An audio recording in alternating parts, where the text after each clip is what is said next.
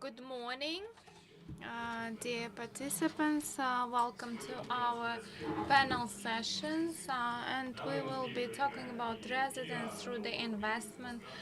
And the main goal of our panel session is to understand this section and to discuss the residence status by investment and to which countries there are more interests from like the high income people, and the main goal is to discover the residence status and discuss the status in Uzbekistan regarding the residence by investment.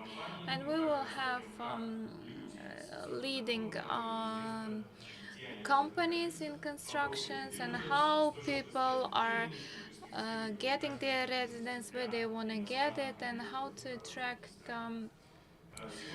investment, how to conduct due diligence for foreign investments. On we have four interesting speakers today. Akram Muhammadkulov, Hand & Partners headquarters. Henning Karpers is the leader in this industry. Mikhail Pecher from Hemestes Family Officer, and Farukh Abdullahkhanov, partner of the Big Four, KPMG, and Maxim Kalina, Golden House CEO. And we will start from our main questions. Okay, first we're gonna make a presentations. Okay, let's start from presentations. From Akram. Let's start from Akram. Dear guests, ladies and gentlemen, thank you very much for your participation in today's panel. As my colleague has informed, our main goal is to discuss the residences through the investment, to discuss how this sphere works and what are the prospects, how to optimize the residence program through the investment. Henley & Partners is the leading company in this industry. We have representative office in Tashkent from Henley & Partners for the entire Central Asian region.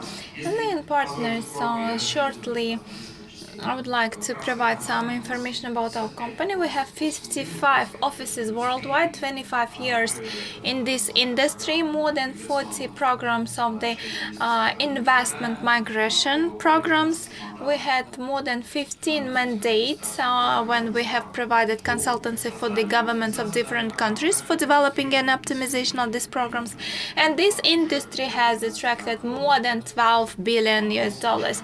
The offices of our company are located in different parts of the world. Here you can see the map on the Eurasian continent where we have our offices, and we have offices in the Northern America, Europe, Austria, and Asia. And Henley & Partners, how do we work? Beside the consultancy for high-income people and the private investors, we are providing consultancy for the state bodies of different countries. We have two main directions: is the government advisors and the private advisory services for the individuals. And we have different specialized publications in the sphere of high interest. Maybe you have heard the Passport Index of Herlin first the companies, and it's being published quarterly with the ranking of the passport, because it's provide opportunity to freely move and like free residence for in different countries. And we have number of specialized reports, such as Africa Wealth Report. We are observing where high net worth individuals are deciding to live and how their capital is moving.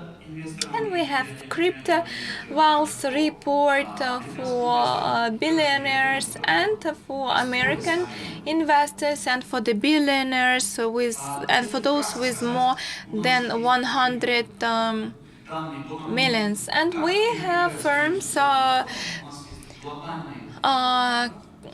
data collected within the network of our intermediaries who are sending us our clients through the state bodies. And if we talk about the entire industry, 90% of the voice of industry comes from Henley and Partners company. How we identify high net worth individuals?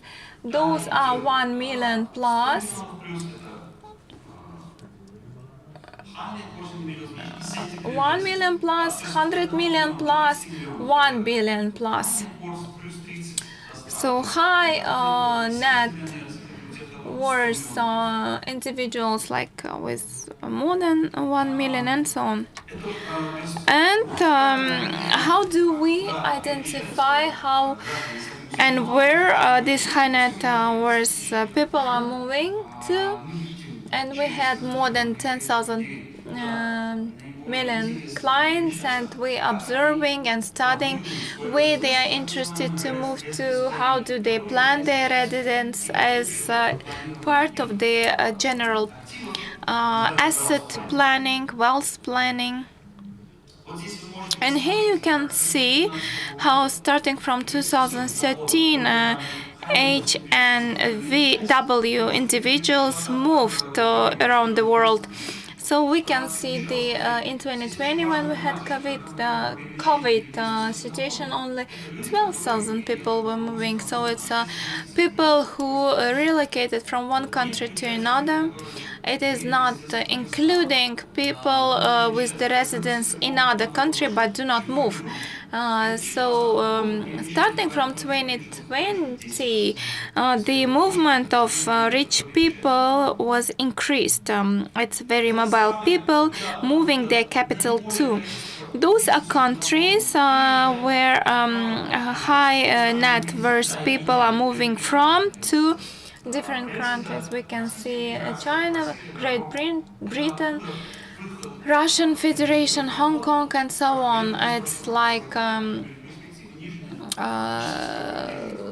these countries people are living and the number of people who are living and where do they live, like mainly it's Australia, United Arab Emirates, because many people are moving there, USA, Switzerland, Canada, New Zealand, and so on.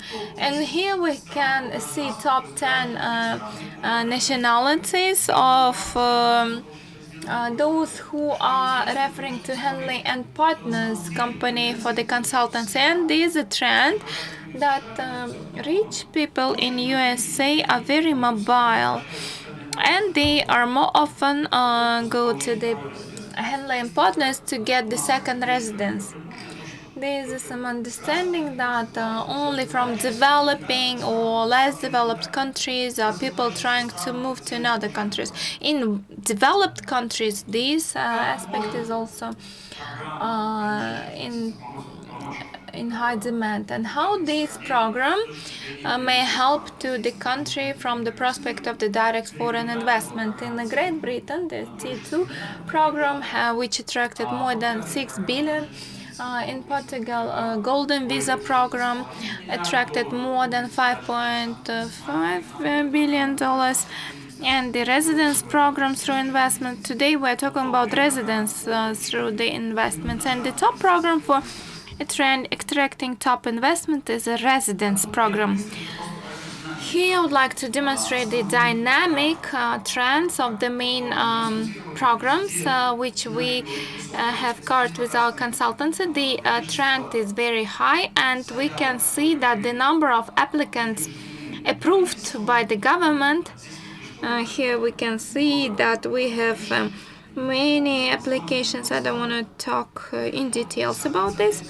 St. Kitts and Nevis, it's a small and Caribbean Sea countries. There's 5 countries providing residence through the investment. And what identifies the success of the program? This is very important because the question was about the prospects for Uzbekistan, the benefits for Uzbekistan. The program needs to be simple. The more options to invest, the more choice for investors is, the more difficult becomes the choice of investors. The program needs to be simple. The country itself needs to be attractive with the modern infrastructure, developed transport system.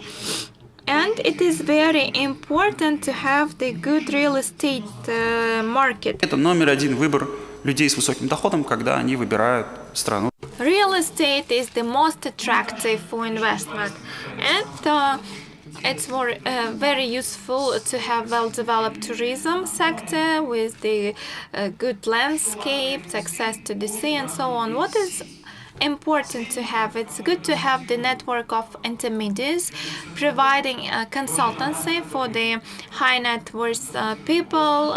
Those who are providing consultancy, Michal will talk more in more details about this. And it's very important to have the global promotion of these programs. I have a couple minutes, and here we can see the process of selection of high net worth individuals when they're applying to the program. Here you can see the due diligence section,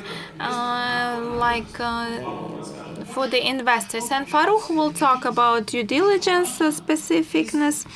What is important to consider if the client do not successfully go through the due diligence, his application is not being approved. So here we need to understand where this person got his asset or capital in order not to create the negative impact or the negative shadow to the program itself. Here it's mainly about due diligence. It's a 3-level check, like Headland Partners level, a company specializing when the client pays for the company to identify how clean are the income of the person. It is very important to have the global marketing program. As I have mentioned, they are about 40, but they are in reality they are more than 45. But they are not active because there is no marketing, there is no promotion specialist, and there is no consultancy for the high net worth attracting or promoting the investment. And if it is like Schengen zone, it allows access to the number of countries, and we have a separate department dealing with this. Here shortly would like to demonstrate what kind of programs are there, residence and the citizenship through the investment, the number of them, and in Europe mainly it's a residence, in America it's a residence, in the Caribbean countries, Africa, Australia, residence programs. And what are top countries where high net worth people are interested to move to in 2021? Canada, USA, Portugal, Greek, Swiss, Singapore, Arab Emirates, Australia. Those are top countries with the high interest from the high net worth people. In 2023, the highest amount of applications were for the Portugal Golden Residence program, and then Austria citizenship through the investments, and top is Portugal. And on the left side you can see that in Austria also residence program was in high demand. And here shortly I would like to talk about those programs. Here I'll talk about Australia. Canadian startup visa, all they take some time to get the residence status. Cyber Greek program,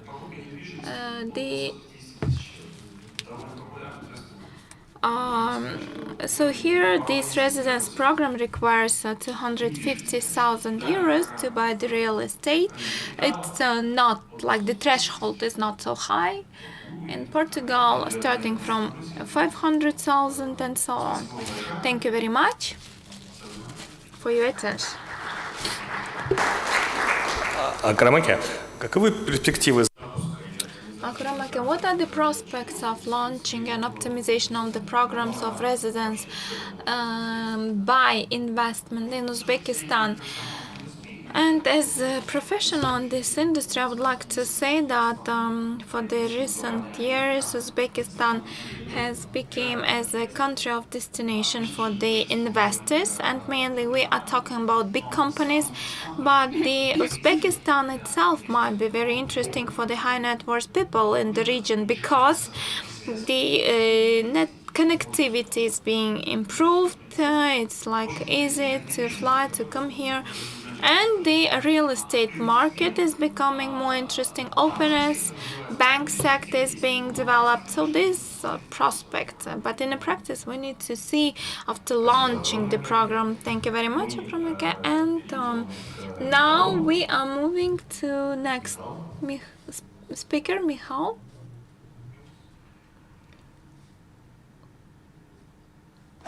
Это я. Здравствуйте. У тех, у кого пока не... Hello. I will try to speak in Russian. I would like to introduce myself. Honestus Family Office Company. Honestus Family Office, which is dealing with the accompanying the wealthy management across generalization, and these services are being provided for high net worth families. Our company is located in Zug, Swiss, which is very interesting with the komunální расходы с крипто деньгами. You can use the it is allowed to use this crypto currency, and it's a bit different from the France and Austria. And we have talked about UHNWI. It's ultra high net worth individuals. I have used this definition, which been used by the Swiss banks, and Handels have higher. Swiss banking have a bit different threshold. Sedíte před bankírom, on изучает ваши имущества. So it's basing on the studying the asset of person. When you're living in your residence, in your house, and it costs more than $1 billion US, it's your asset and you are using this. And the other assets more than 1 million, then you are in the lower level of the high net worth individuals, which is 1 million and 5 million. Very high net worth individuals up to 30. Some banks say up to 50 million. And ultra high net worth individual, it's when family have the assets more than 30 million US. I don't want to ask you to raise your hand and ask in which group you are, but we can discuss it later. I will have 2 hours. There are some companies which are providing this kind of services to this wealthy family. Honestus is our company which provide this kind of services. These companies belong to the individuals. They do not belong to the managing family. Of course, there's some exclusions because those family offices were established in Holland in the 17th century as with development of the capitalism. And we have 8 generations of the family offices because, as you know, the earn assets is very difficult. Having asset is more difficult, and leaving as a heritage this asset to the next generation is the most difficult thing. Children are getting married. И проблема разделения, удержания состояния, конечно, And the condition is getting more challenging. What does such kind of a family office do? Of course, it supports and manages the wealth. The family office provides advice on the legal aspects or tax aspects. We employ lawyers, tax experts, economists. Mr. Ems speaks not only many languages.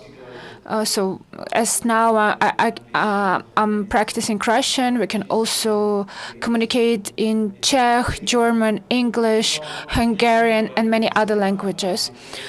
And we're not only fluent and able to communicate in different languages, we also understand what our client needs and what she wants to communicate to their colleagues across different countries.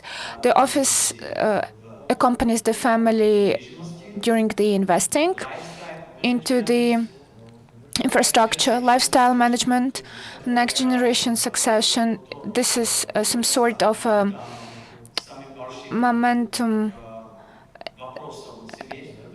This is what is considered as of a big decision for a family in a momentum.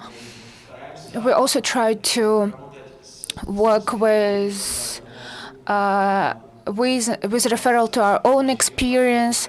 Our company employs not only my generation managers, but also next generations, including my daughter, who is present today in the at the forum in a green jacket representing our company colors brand. Primary purpose is to effectively grow and transfer wealth across generations. As I've already mentioned, we have 2 types of family offices: single family offices and including Rothschild family, which is more proletarian, that has only the infrastructure of the 50 million USD, which does not need to have their single family offices. They would approach multi-family business.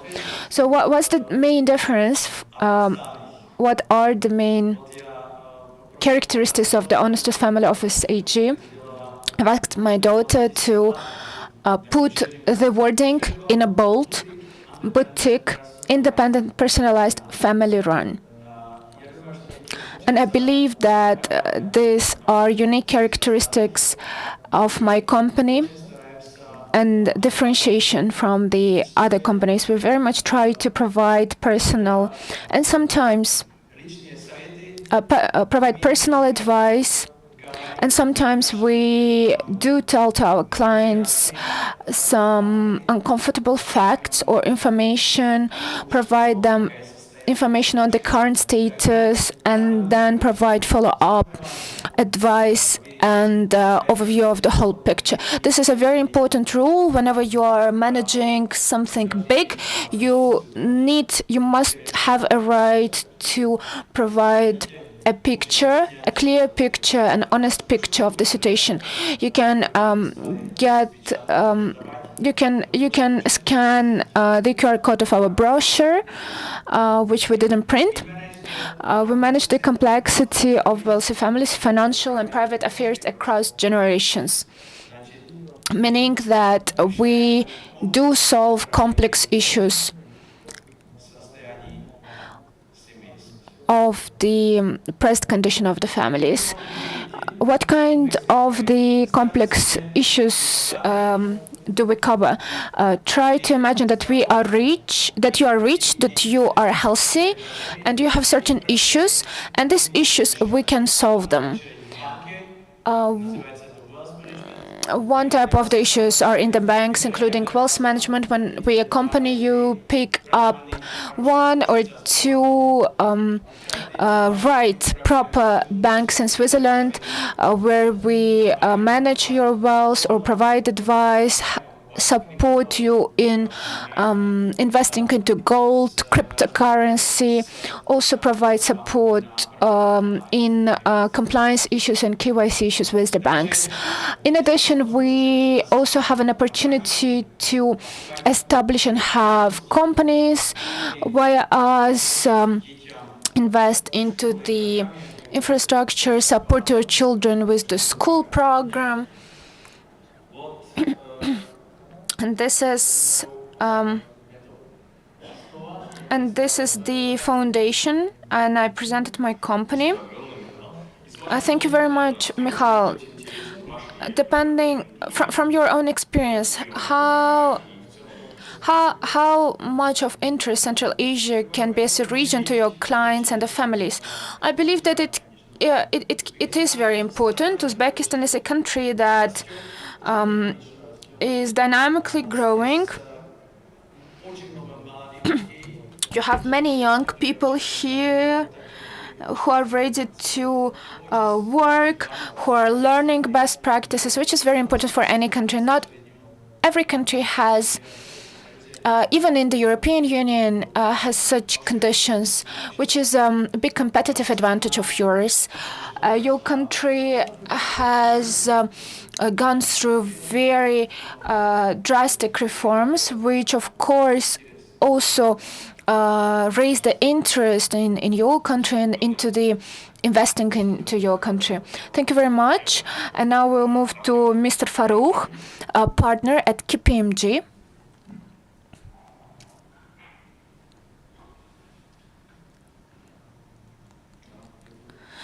Yes, I'm here.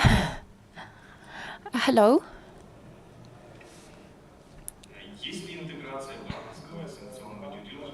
Is there an integration of the banking due diligence with our financial institutions? Meaning, are we ready to conduct check and compliance of the investments of the investors?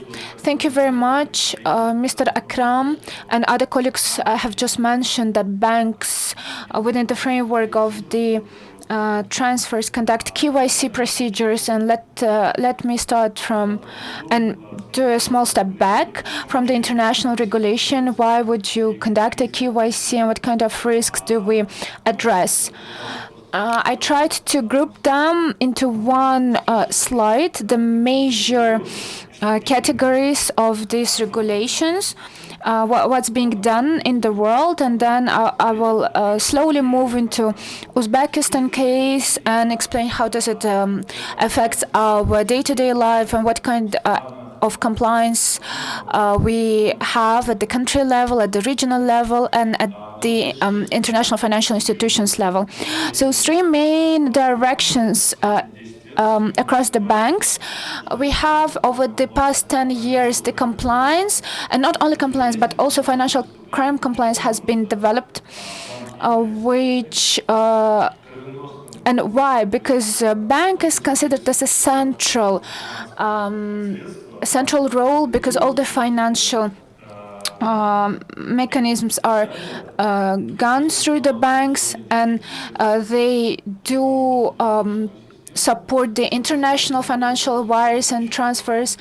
But of course, in the past few years, we have alternative currency, including cryptocurrency, which does not go through the banking system, that also become a reason for certain decisions by governments, which undergoes certain risks of no control over such transfers. If we talk about conventional, modern, more traditional banking, there we have several resources of such kind of risks. The first one is anti-money laundering. this is a type of the regulation law. It's not some sort of a regulation by one or another government. It is an international regulation. We have an organization, FATF. There is an agreement between major banks. There is European directives on this anti-money laundering. And in the past year, there is a mega regulator that has been developed and established in the European Union that will be leading this agenda and policy at the European Union level, because certain countries have stepped back, some countries have developed further, and there are certain, it creates a certain requirement for national regulators, national institution. As we know, in the past year, last year, in some Gulf countries, we had certain issues at the global agenda, and some of them have been solved and allowed to step down from the gray zone.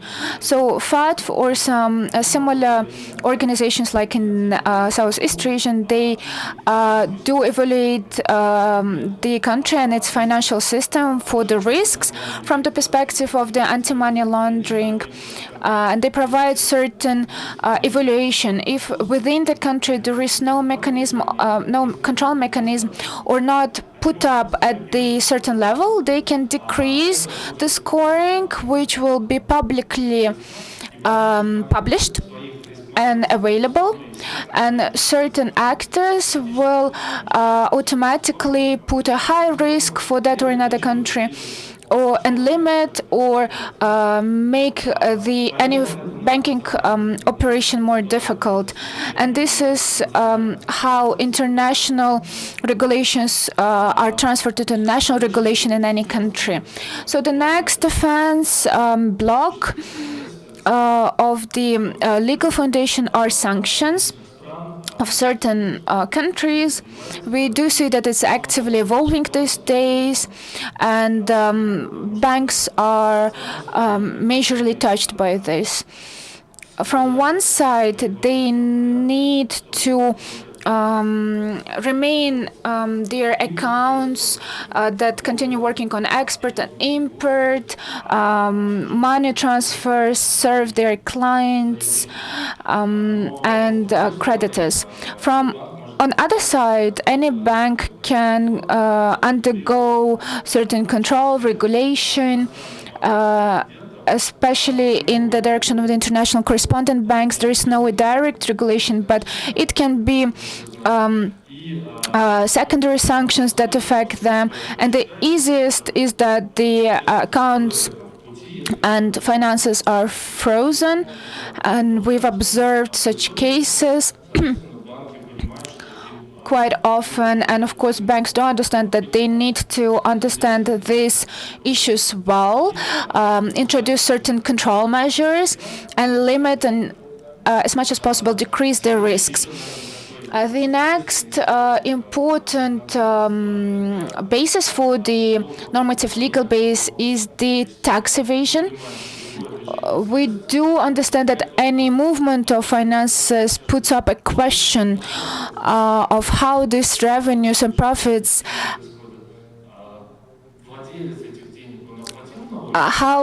whether these profits and revenues have undergone the taxation by the owners in the jurisdiction, territory where those profits were received.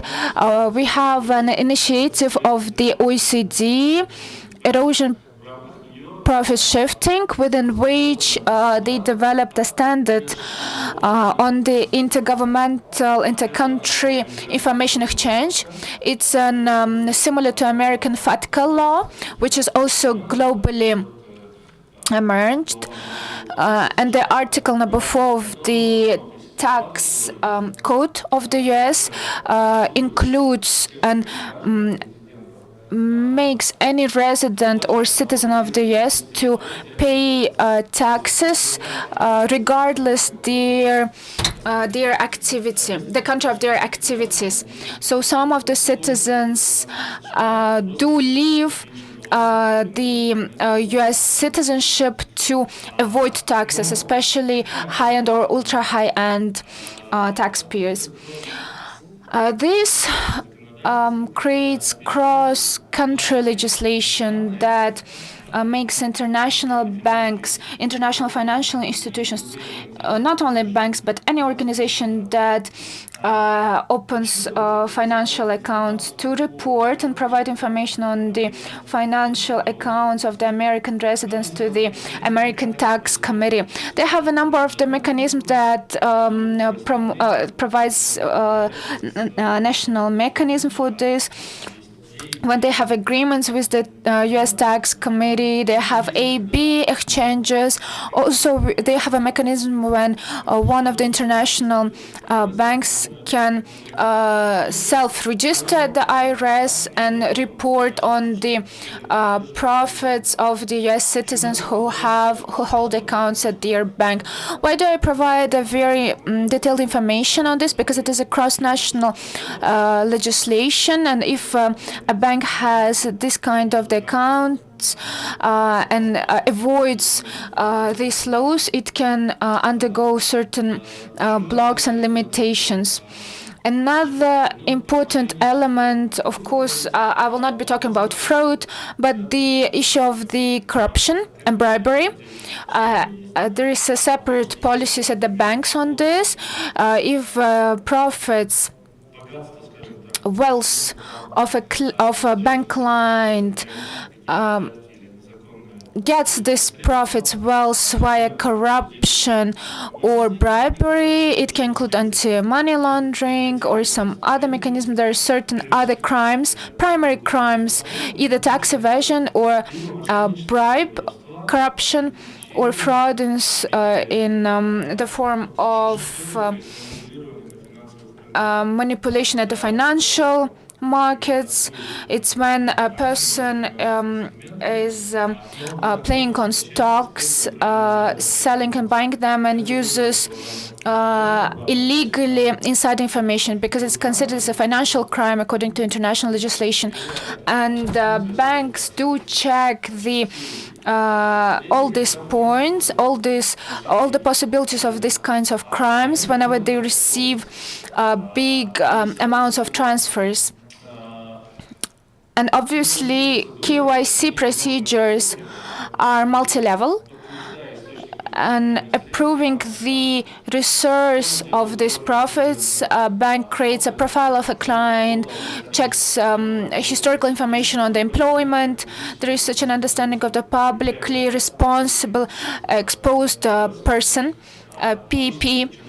Usually includes public servants, people who hold high positions at certain governmental bodies or organizations or municipalities. From the recent innovations, the countries of the European Union within the new regulation framework include people who are the managers of the heads of the municipalities that have more than 250,000 people into PEP. And banks are asking, how can we identify such people, because we have so many accounts and we can't do a conducted. And usually such checks are not done on a single basis. It should be continuously monitored, because client can come and open an account, and the bank can do a primary checks and evaluate him or her as an individual client, and then after some period of time, this person can come and input 10 million USD, and then it creates misunderstanding within the bank system where this wealth has come from, and makes banks responsible for continuous monitoring or monitoring of the unusual transactions. Because if bank identified a client as a retail client, and sometimes such clients in because such clients do not input 10 million USD, and then bank highlights it as a red flag, informs the client that we cannot top it up to your account because we need to conduct certain checks after you provide additional information on how did you acquire this wealth. Was it received from the after selling certain estate or winning a lottery, which is also quite widespread. Also, you need to provide them tax report and declaration, and bank clerk can require such a document that will prove these transactions. If a person has found some money, some family money randomly, then a bank clerk will require some documents proving that the parents or the family indeed was wealthy and had these resources, financial resources. And applying to your question regarding Uzbekistan, currently in Uzbekistan, this kind of legislation is actively developed within the anti-money laundering or FPP. We do see quite a serious reformation of the commercial banks in digitalization, increasing speed of providing services to the clients, meaning that banks need to introduce new instruments for managing this kind of risks. Also, Uzbekistan banks are actively trading with other jurisdictions, and banks via the corresponding accounts have very high transfers, and then corresponding banks would ask and require information on how such big transfers are being done. And for this, banks based in Uzbekistan also need to demonstrate their compliance to these corresponding banks, proving that transfers are produced naturally and effectively. No country can be an example of the ideal system because money, financial logistical sources, legal changes do happen quite often, and it's some sort of a marathon for any financial institution system that is in a continuous movement trying to reach the global trends and the counter-agent client risks. Thank you very much for such a detailed information. Thank you very much. And for the dessert, we have Mr. Vladimir Kalina, CEO of Golden House. Здравствуйте, уважаемые коллеги. Good afternoon, dear colleagues. I'm from the Golden House company. Currently, our company is one of the leaders of real estate industry in Tashkent, and I would like to start with some prerequisites regarding Uzbekistan, which is in the top 20 countries regarding the GDP growth, and in top 10 countries regarding the improved investment climate, and with this sustained policy situation and the external multifunctional external policy, and increasing internal growth. We know that in families we have at least 4 kids in Uzbekistan, and this is the main prerequisite for development of the real estate market. This is a rapidly growing market, not climate, investment climate, I mean market. And the projects in Uzbekistan regarding the real estate market, they are very interesting, and later on I will demonstrate the cases from our company, the projects from our company, those which we are planning to launch. And as you can see, like from Tashkent city itself, we allocated right now how many different interesting projects we have when I'm sending a picture from Tashkent city, everybody thinks that I'm in Dubai. If we talk about economical growth, according to the international organizations, estimates in the long term, economical growth will be not less than 5%. Thanks to the growth of the processing, construction industry, and the services sector in Uzbekistan, there are no barriers. The infrastructure development programs, green energy, big companies are ready to invest in Uzbekistan. The research of the World Bank says that here on diagram we can see that investments in the construction industry and the construction sector takes the interesting and big niche. Another project, it's we can't say it's a high class, but it's affordable apartments, and the general investments in the private sector is increasing, and we can see on the graph how the growth trend. In 2019 it was 2.3, commercial real estate 3.8, now it's 3.1 residential houses and 4.5 in commercial real estate, and with the average growth of 7% and the 20% growth for the prices, the real estate market will be increasing plus 20% per year. This is significant trend of the growth, not in each country.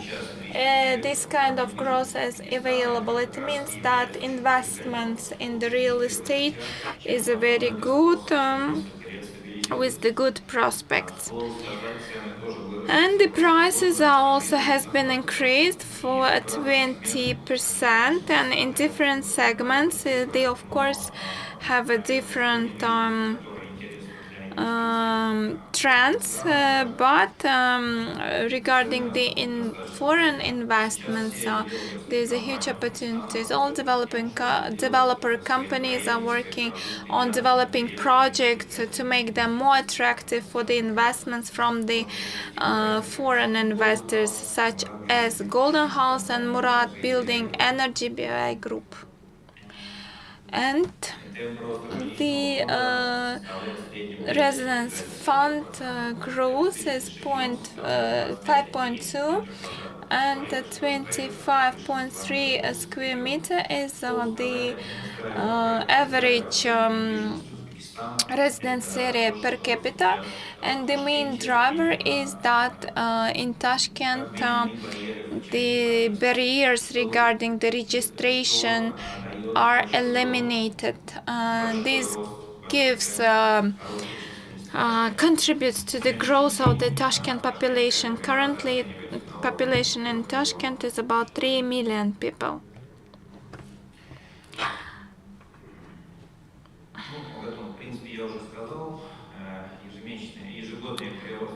The annual growth of population is 500,000 of person, about 2%, and in average 3-4 children in a family, and the labor migration from Uzbekistan is the main factors. What are the main prerequisites of this drive? And the mortgage loans provide opportunities to people to buy more real estate, invest into the real estate. We do understand that it's better to invest it right now later than later, and the decrease of the migration from Uzbekistan to 2.5 times, and we require more labor resources in construction to ensure this economical growth. It is well known that the population of Uzbekistan is a hard-working people, and this is very important in order to ensure the growth of economy. And the fact that this labor migration decrease is also good, because in order to develop the real estate market we need this labor force. development of Tashkent is undergoing. Yesterday we have presented new Tashkent plan. It's a new, very interesting project, and it will also be giving and will serve as a driver for the growth of the real estate market. And the mortgage is a good tool for development of the real estate market. Now it's now it's being provided by the banks of Uzbekistan, but unfortunately not all of existing mechanisms are working well, and we have some problems regarding the getting these mortgage loans by the foreign residents. And I think that the government of Uzbekistan works in this direction, and these barriers will be eliminated, allowing the foreign investors having higher investments in this sector of Uzbekistan. Here we have talked about the initiatives at the state level, presidential decree for supporting the construction sectors, lure on the capital investments, business incubators, value-added tax decrees, liberalization of real estate, and so on. The prospects of development, further development of the mortgage loan with the participation of the government, improving of the regulations, and development of the bank financial sector. I think that including the fact that we are talking about foreign investments in the real estate market of Uzbekistan, the interesting initiatives are decreasing of the threshold of opportunities opportunities to buy apartments by foreign residents. Now the threshold is about $150,000. It's like kind of premium segment, but if this threshold can be decreased, that will allow to open wider investments into the real estate of Uzbekistan. As far as I know, the Association of Construction of Uzbekistan already promoted this initiative, and $50,000 would be good to have as a threshold. But here the government needs to decide itself, of course, regarding the considering the benefits. And about our program, we are currently the leaders in the market. Our share in the market in Tashkent is about 25%. We are part of the biggest multi-profile holding Orient Group, which includes production section 2, and we are using in our projects the products of our subdivisions, like almost for 70%. We have integration of development and production.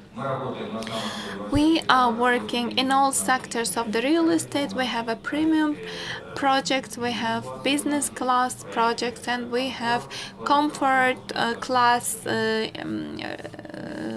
apartments, and so on. Those are figures. I would like to demonstrate the examples of our projects. As I have already mentioned, those are our plans to be built.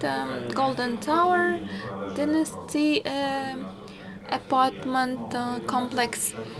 You can see how beautiful they are, and it's not only like we are developing this kind of unique design. Our competitors are also very creative, and investment in this kind of real estate is very interesting. And Uzbekistan have a very good strategic position close to the China, Arab Emirates, Russian Federation. The investments in the real estate of Uzbekistan, I think for the foreign investors might be very interesting.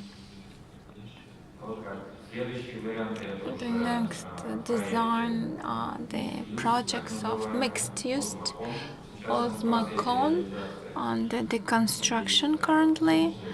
and we have service apartments too. In my opinion, it's a very interesting real estate segment under development, and the requirements for these service apartments are not developed yet. But in my opinion, for the foreign investors or residences, this is a very good, interesting segment. You are buying the apartment with finished design and repair, and with additional services such as laundry, gym, canteen, and so on. Therefore, procurement and investment in this kind of real estate is very interesting, in my opinion. This is the trade centers, malls, and our new project, Greenwich 2. We are planning to start this project in August, this summer.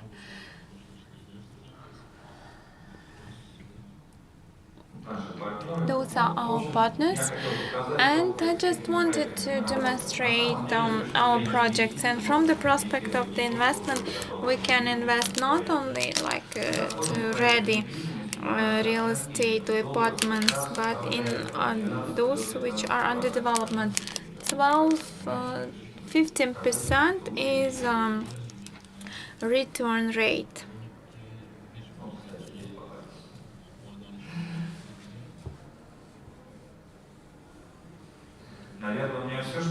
That's all.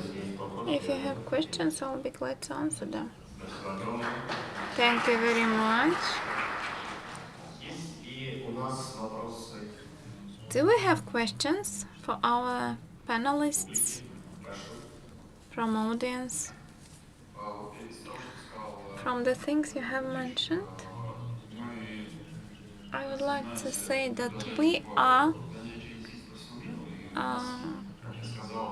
providing our services for the world, for the residents, and residents through the real estate, it's number one for the high net worth people, and the threshold investment is sufficiently high in EU, for example, and there's a trend in Portugal up to 2023, and investment in this project is not available anymore because it was so popular that investors do not want other options. In Italy it is not available, and in Greece it was about 400,000 as a threshold. Why? Because the demand was so high, the local population was against this because it leads to the deformation of the market.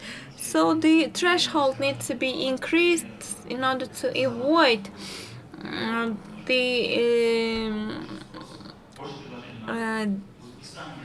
this deviation in the price of the market pricing process. And the growth which you have demonstrated is very attractive. In EU, 3-4% is already very good. The thing is that it's not only not to lose money, and here you are mentioning like 12-50%. It's not only to save, it's just also to make some income. It's very attractive. And if we bring all this together with the residence status and consider Uzbekistan as the country of destination with the geographical location between Russian Federation, China, Arab Emirates, and so on, for investors, we can see that this country is a regional hub and there is a high potential. And you have mentioned the threshold.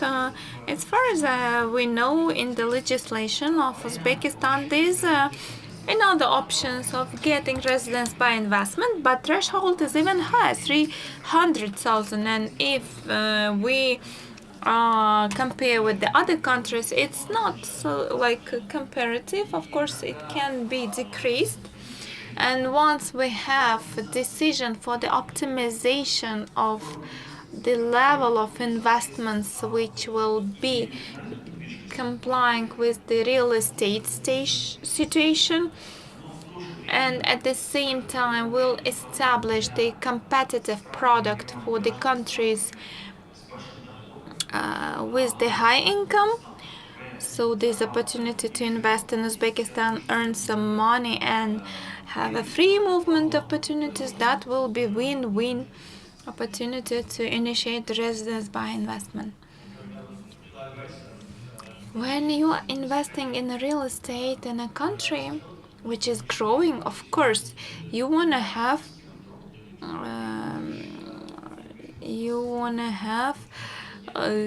like opportunity to visit this this apartment. So the visa regime is very important, and access to the country is very important. And second is that you always have opportunity to return this money back. So you have opportunity to sell it and get your money back. If you are resident, for you have, there's another regulations applied to you, like regarding the taking money back, which may also like spoil a bit the picture. Yeah, dear colleagues, there's still gaps need to be filled in, and the barrier regarding the residence, which is 300 and 150,000 US dollars. So this threshold decrease might attract more investments. And of course, as Nicole has mentioned, it's not only like about buying, but opportunity to sell it easily and get your money back. And I think that Uzbekistan government understands this issues and they are working in this direction. Thank you very much. We have a question in the audience. Thank you very much for the interesting presentation regarding the residence, citizenship, and the growth of real estate. My name is Guldara, Uzbek Swiss Chamber of Commerce with the headquarters in Zurich. I know that you are developing your programs and projects as one of the leaders of the market, and you have mentioned Uzbekistan as a country of destination. And what are the challenges, constraints regarding, beside the attractiveness of the growing real estate market in Uzbekistan, what are legislative, structural, or system constraints regarding the status of the country of destination or residence for the foreign investors? Good questions. For the last several years, the marketing and the media campaigns developed in Uzbekistan are very difficult to compare with other countries, and from the prospect of tourism development, reform orientation, openness, improving the connectivity, we can say that promotion of Uzbekistan was conducted at the highest level. During several years, we are discussing the residence programs by investment. It has a high potential, and if we take it together with the real estate market trends, all ingredients are there. From our experience, how to make the program more functional. On one of my slides, I have mentioned what is important. Important to adopt to the provision about regulation of buying real estate by foreigners, like and getting these residents for at least 5 years and family members. of the foreigner who is buying this real estate at the legislative level. If it is not there, if it is not clear, if it is not transparent, foreign investor will be interested but will not apply. So with the other service companies, they will get these residents. You know, these high net worth people, they are very busy. You are providing them some interesting project. They are saying that they are interested in this and they're requesting to organize the entire process, and we will sign the POA. And when this program is launched, there's number of options for these investments, and it is very important to ensure well developed internal procedure. If there's some constraints appearing at the immigration services or cadastre registration or at the level of the bank, at some stage where the body approves these investors' investment and procurement program becomes less popular due to the gaps in internal system of processing. So the clients from the due diligence prospect need to be sure in the smooth work of this system. And how usually this system works? One high net worth person bought real estate, got this residence, and he started distributing information about this, and it just attracts more clients because they had a good experience. So it's very important that high net worth people have a positive experience. And another important thing is that we need to continue global marketing campaign for this program in order to sustain supply and demand in the market. In Portugal, they have closed these residence in residence by investment due to the high demand. So in Uzbekistan, it is necessary to organize well all these internal procedures. So you believe that the legal foundation provides for moving to the procedural aspects? Yes, I'm pretty much sure about it. Vladimir, can I ask you a question? So you talked about the projects that are fast developing and the dynamic of the market is quite high. So a question. When you are planning your projects, the infrastructure, electricity, water, sewer system, how do you solve this issue in a complex manner? Because referring to certain reviews, I hear that they're building new real estate, but the infrastructure aspects are not well thought. And when people start using this real estate, they face certain challenges. How do you solve this issue with the Tashkent Municipal Office? Yes, we have such a problem that is related with general infrastructure state of Tashkent city. Currently, I know the Tashkent Invest is doing a big work. They have a separate program on building new roads, including, as I know, foreign investments in this project.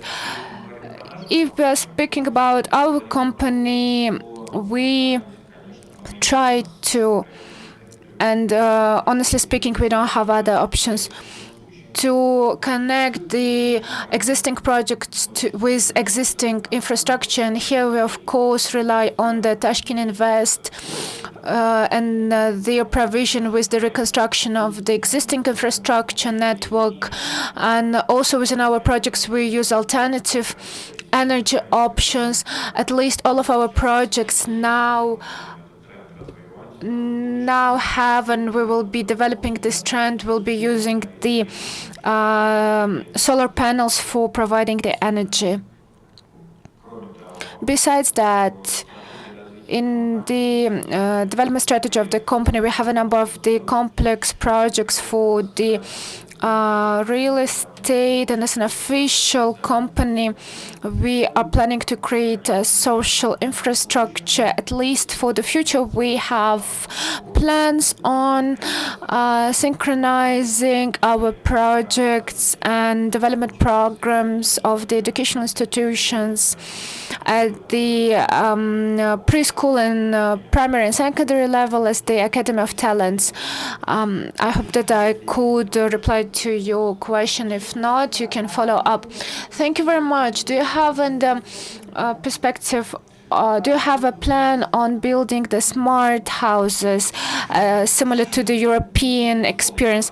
Yes, we have. And in general, I think that creating smart homes is a development trend for the future of the real estate, because, of course, we all want